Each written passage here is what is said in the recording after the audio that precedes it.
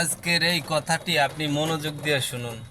হয়তো এই একটি কথার কারণে আপনার চিন্তা ভাবনা বদলে দিতে পারে। এই দুনিয়ার জমিনে তিন ধরনের প্রাণী আছে, তারা কিয়ামত পর্যন্ত পেরেশানি থাকবে। নাম্বার এক, এটা হলো পিপিলিকা, যেটাকে আমরা পিঁপড়া বলি।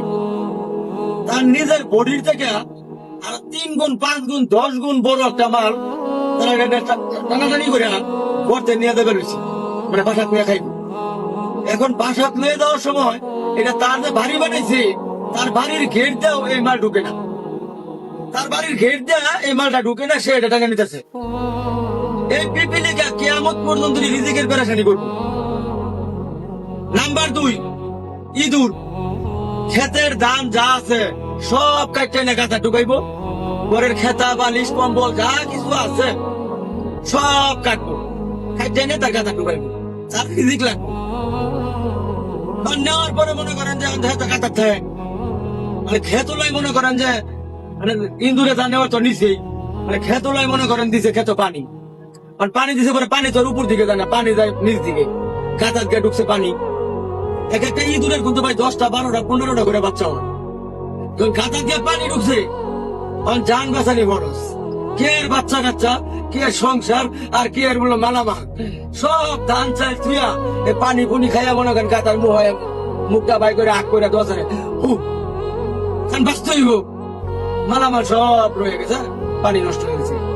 এই ইঁদুর কিয়ামত পর্যন্ত রিজিকের পেরেশানি করবো, খাইতো না 1 কেজি লয়ে যাবো 6 মণ।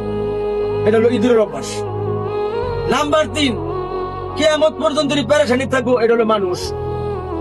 যার 10টা বাড়ি আছে তার আরো 10টা লাগবে, 10টা ফ্যাক্টরি আছে আরো 10টা লাগবে। দেখেন বাংলাদেশে যার ক্ষমতা আছে আরো ক্ষমতা লাগবে, যার মনে করেন বাড়ি গাড়ি আছে তার আরো লাগবে।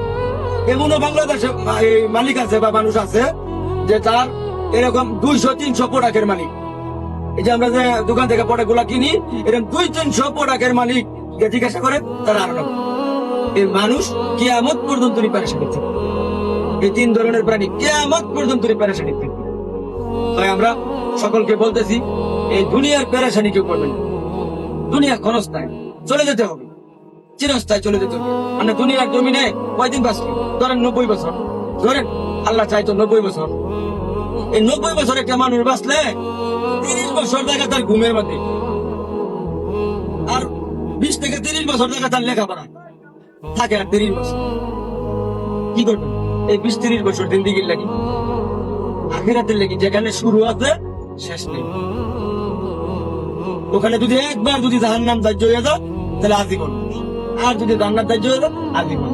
আখিরাতের জন্য করেন, দুনিয়ার পেরেশানি কেউ করেন না ভাই।